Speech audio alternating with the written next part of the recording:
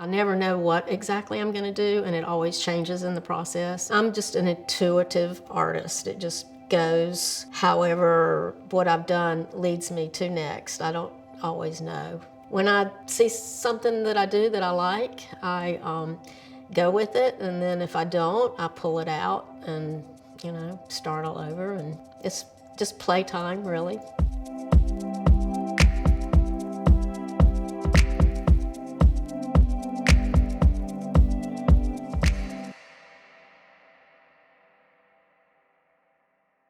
I'm Rebecca Yeomans, and I consider myself currently a fiber artist. I primarily work with fabrics and materials.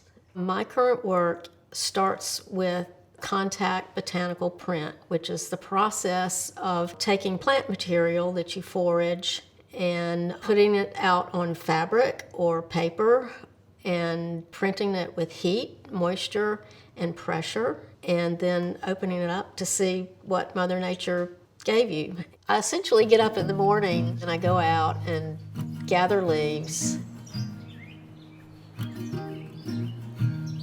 I usually have something I'm gonna try and want to do, and I know I want to use a certain kind of leaf, so I will go to where I know that tree is and just get that and come home, and that's my project for the day. Today, I'm picking things that I know will print, also things I like, good shape, not just a regular old leaf.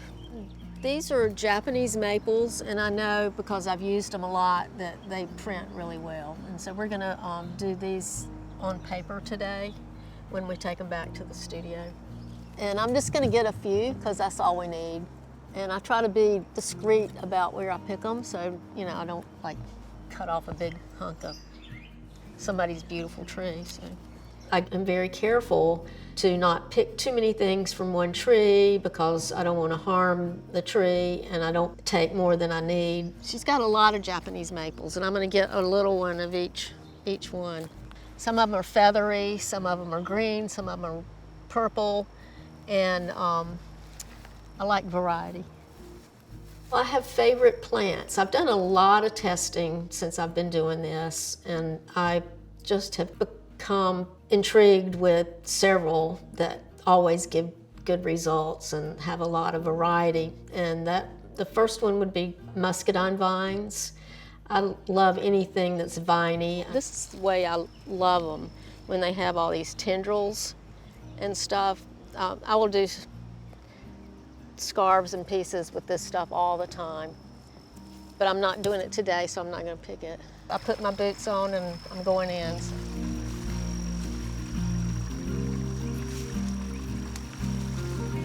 These reedy things are horsetail, and that's what I'm mainly after today because we're going to make a scarf with them.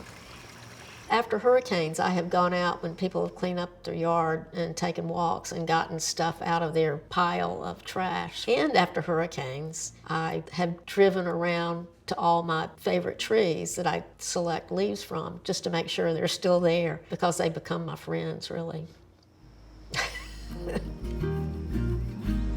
We're going to print some paper pieces first. And this is printmaker's paper that you do lithographs and silk screens and stuff on because it prints really good. It can't be too wet, it'll be runny. Can't be too dry, it won't print. These are sweet gums, and they always print really well for me. The different sides of leaves print differently. There's the sun side and the moon side. The sun side is the top of the leaf where the sun shines on it. And then the underside is the vein side, and it prints better. I'm putting these up and down, sun and moon side. This is the part of the strawberry that's against the strawberry, and that's got all these little things on it. So I'm gonna put all of these down the same way so we can get some of these marks. So for my structure, among the organicness of the other part, I tend to use grids or rows. I like outlines around things. Anything that kind of makes it contained a little bit. One of the things about botanical printing is if you want a good print, it needs to be tight.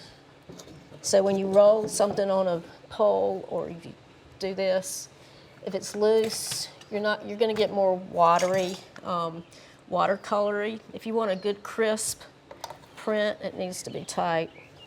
I am convinced that it is innate, that I was born this way. I started as a child. My favorite thing to do was to make things. I was always arranging and collecting. I collected rocks and marbles and leaves. They were beautiful to me. I feel the same way now as I did when I was a child. I go out and play in the outside and pick leaves and come home and look at them and make things. And so it's kind of full circle. My favorite fabric is linen, so I started trying to print on linen, and it's one of the hardest to print on. So somebody says you should try silk, so I tried silk and it just did so much better. This is a charmeuse silk. It's the Cadillac of silks. There's a crepe side and a shiny side, and the shiny side is the one that prints. I had to soak them in rusty water, and I had to put tannin, and I've got gallnut in this scarf. Gallnut is an oak gall that you can grind up and make a tannin with. You kind of want to space them out because you know there's going to be twice as many when you get done. So I learned about this process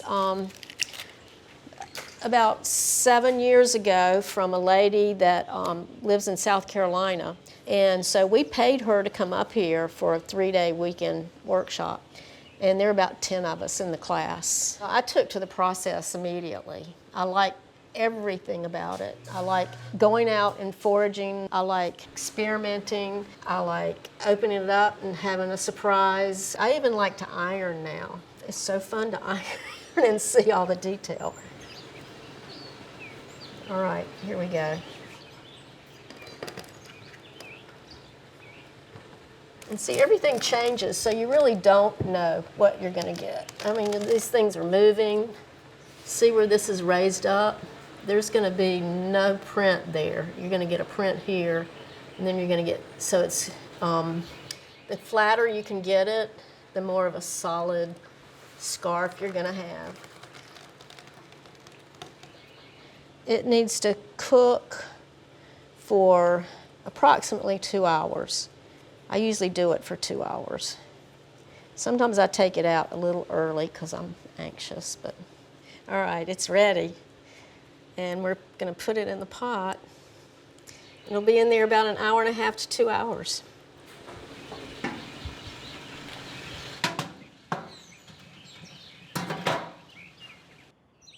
I love flowers, and I grow coreopsis just to be able to use those. These were picked yesterday. And we're making a paper sandwich. It's just going to be sheets of paper printed with flowers, and so you can see the process of how you do paper. If they turn out nicely, I could use the paper for wall pieces with collaged frames around them and make tags and bookmarks with the ones that don't turn out that good. So there's an album put out last year by Aaron Guest. He's an artist out of Bellingham, Washington, and he's a friend of my daughter, who's also a musician. They were in Wilmington for a show. Aaron was really interested in my process, and so I told him a little bit about it, and I had this bag of paper prints. If I don't use them, I keep them. I don't throw them away. And I said, well, take whatever you want out of this bag. So he had fun going through the bag, and he had several prints. And then months later, he calls me and says, can I use your art on my album cover? And I said, of course. It was like the highlight of my artistic career to be on an album cover, I think. It was really exciting. And he used it on the outside, front, back, inside, on the record, so all over the place. And it looks great. It looks better on his album than I thought it did on the paper.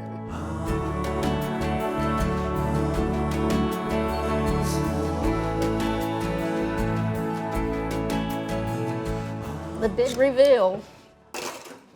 We put this together about 2 hours ago. Now we're gonna check it out and see whether it's beautiful or not. Let's see. These are the strawberry tops. Ooh, this one I love so far. This is the smoke bush. And these are the moon side, and these are the sun side.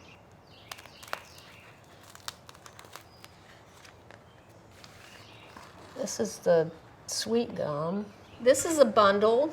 I took it out of the steamer. It's been in there about 2 hours. And we're gonna reveal what Mother Nature gave us. And hopefully it'll be cool. Well, I hope the overall thing is kind of an organic, abstract, woven-y looking thing. Would look great around somebody's neck. Or I might just learn something from it for the next thing. I may hate it, but learn what not to do. Some of the details look pretty good. Like, that's cool. See all the detail in that. That's kind of what I was hoping for. Like some kind of striped animal skin or something was my vision. But we got good detail.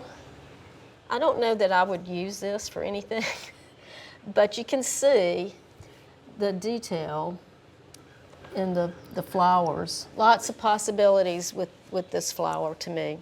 I always test things. It's just good to know before you waste a large piece of expensive silk that it's actually gonna print. So I do a lot of small tests, and I have stacks and stacks of them with my explanation of what it is. So if I want to actually go do something with it, I can look at my notes and look at the sample and then try to recreate it, but it never turns out just like that. If I have a check by them in here, that means they turned out well.